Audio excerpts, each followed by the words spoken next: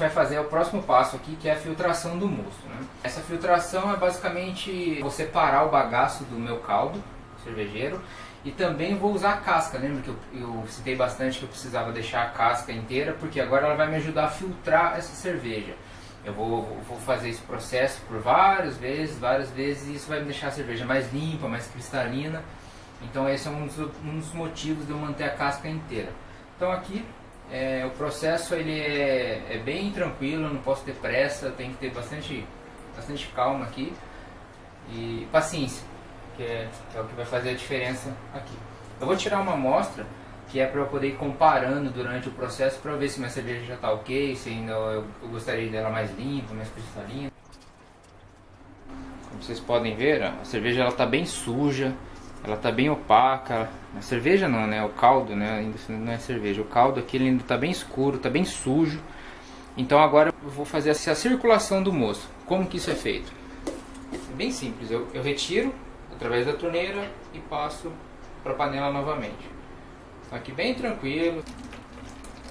Eu vou retirar o líquido por aqui e vou voltar ele para a panela. Por que esse balde está aqui embaixo?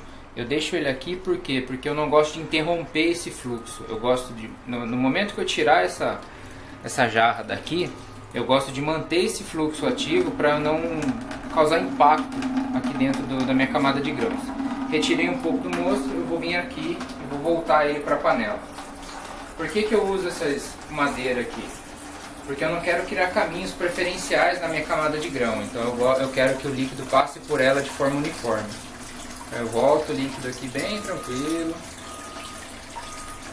circulando. Dessa forma eu não crio buracos na minha camada de grão. Com isso eu consigo fazer uma circulação de modo uniforme todo. Terminei, volto para cá novamente.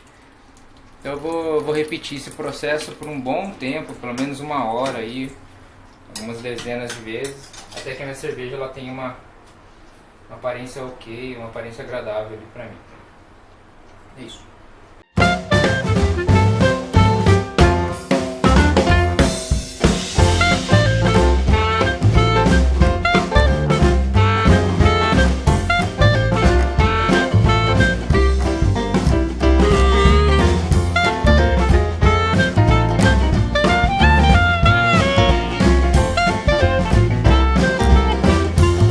Finalizando aqui a nossa circulação do mosto, então eu acho que já está ok. Já tem quase 1 hora mais ou menos que eu estou aqui fazendo esse processo de circulação.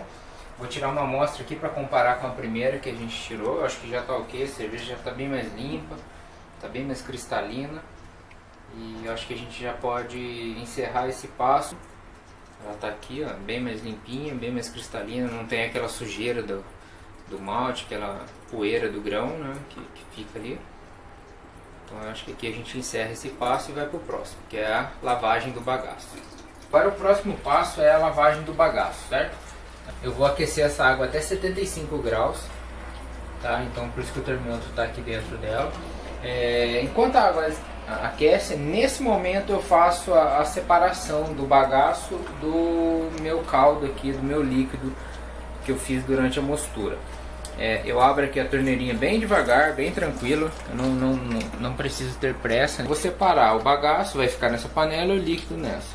Após a água atingir a temperatura, eu começo a lavagem dos grãos, que é um outro processo. Bom, vamos lá, agora a gente vai fazer a lavagem do bagaço aqui. Eu tenho aqui o bagaço, aqui na panela, bem aparente. Aqui eu tenho o líquido. A minha água aqui já chegou a 75 graus, até passou um pouco, 76, quase 77 graus. Então agora eu vou fazer a lavagem desse bagaço. A lavagem é praticamente igual à circulação, né? Eu vou jogar água quente aqui em cima e vou deixar que o líquido saia ali no balde. O objetivo disso daqui é eu terminar de extrair os açúcares que ficaram nesse malte que está aqui dentro da panela e também aumentar meu volume ali final que eu vou levar para fervura. É isso, da mesma forma que eu fiz, bem tranquilo, bem sem pressa. Eu vou jogando a água quente aqui em cima. E vou lavando todo esse bagaço.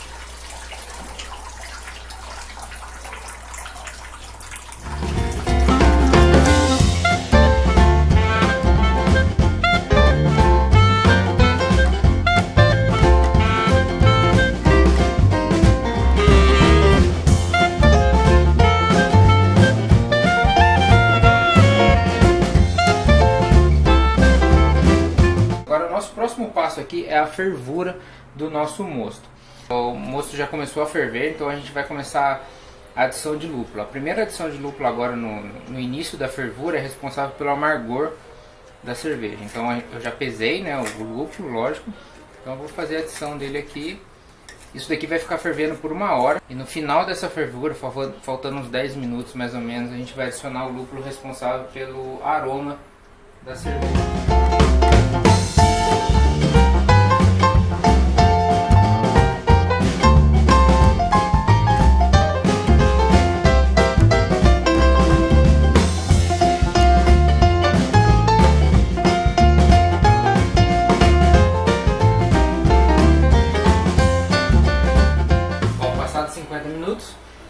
Agora eu vou adicionar o lúpulo aqui, que vai dar um pouco de aroma nessa cerveja. A quantidade é menor, mas a intenção aqui é só dar um pouquinho de aroma. Então, mesmo processo do primeiro, adicionei, pronto. Isso aqui vai ficar 10 minutos aqui e a gente encerra a nossa fervura aqui da cerveja. Terminada a fervura aqui do nosso mosto. A fervura também é muito importante porque ela vai esterilizar todo o nosso mosto. Então, de agora em diante, tudo que for ter contato com o nosso mosto, com o nosso líquido, ele precisa estar muito bem esterilizado, porque de agora em diante, qualquer tipo de contaminação pode prejudicar, pode estragar todo o nosso processo aqui. O próximo passo agora, eu vou fazer um redemoinho aqui no meio da panela, com a intenção de concentrar no meio da panela tudo quanto é tipo de partículas, sedimentos, que não pode passar para o próximo passo aqui, que já é a fermentação da cerveja. Essa tapazinha está bem esterilizada, já passei álcool nela, então agora a gente vai lá fazer o nosso movimento aqui.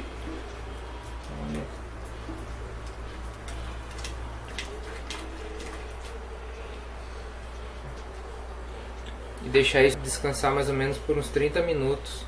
O próximo passo aqui agora é a gente resfriar o nosso mosto.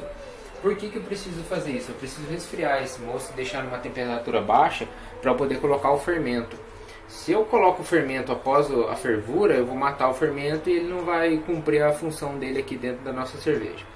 Como a nossa produção aqui é pequena, então eu resfrio a cerveja dessa forma. Eu enchi a pia aqui com gelo, coloquei a panela ali dentro e vou guardar alguns minutos até que essa temperatura baixa em torno de 30 ou abaixo de 30 graus mais ou menos.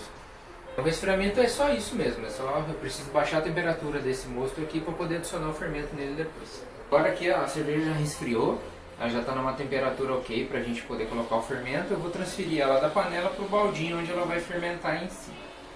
Esse transferir, tem uma questão aqui que a gente precisa fazer, que é, eu preciso devolver para esse líquido oxigênio, tá? Porque quando eu adicionar o fermento aqui nesse líquido, ele vai procurar por oxigênio para ele poder se multiplicar e aí sim consumir aqueles açúcares, ele vai consumir de fato o que a gente produziu durante a mostura. Então uma forma que existe de fazer isso é por gravidade, né? Então eu abro bem a torneira aqui, conforme a gravidade vai caindo, ela vai criando essa espuma e vai devolvendo o oxigênio para o líquido aqui. Pode mostrar aqui. Então a própria gravidade se encarrega de dar oxigênio no meu líquido. Então no final dessa transferência eu vou adicionar o fermento e ok. Terminei de transferir a cerveja para o balde, onde eu vou colocar o fermento. Aqui dentro a gente tem o resultado daquele nosso redemoinho, né? A cerveja está aqui, já está bem arada, eu vou adicionar o fermento. Mais ou menos meio pacotinho desse daqui já é o suficiente. Para adicionar não tem segredo, né? A gente vai colocar direto aqui o fermento no nosso baldinho aqui. Eu calculo mais ou menos metade aqui do pacotinho.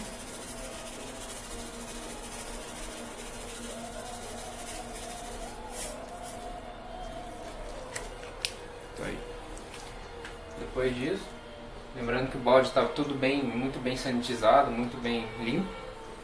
Fechou.